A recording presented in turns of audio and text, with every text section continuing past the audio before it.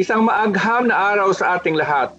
Inaanyayahan ko ang bawat isa na makilahok at manood sa pinakamalaking SMT event ngayong taon, ang 2020 National Science and Technology Week o NSTW mula ika-23 ng Nobyembre hanggang ika-29. Dahil sa pandemya, pansamantalang hindi muna natin mararanasan ang nakasanayang pagdiriwang ng NSTW. Ngunit hindi naging hadlang o limitasyon ang COVID-19 upang idaos natin ang NSTW at dahil sa teknolohiya ay patuloy natin maipaalam at maibahagi sa publiko ang maraming inobasyon, makabagong teknolohiya at mga programa tungkol sa siyensya at teknolohiya na napapakinabangan ng ating mga mamamayan.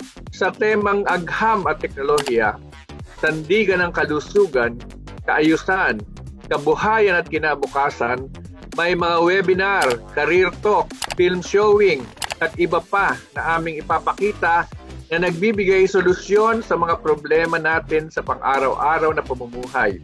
At ang mga solusyon na ito ay hatid sa inyo ng iba't ibang ahensya ng DOST.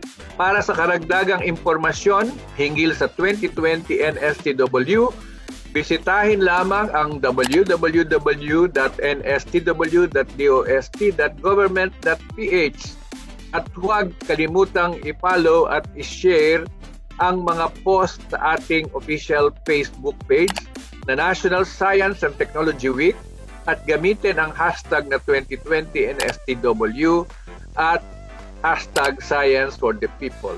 Kita-kita po tayo.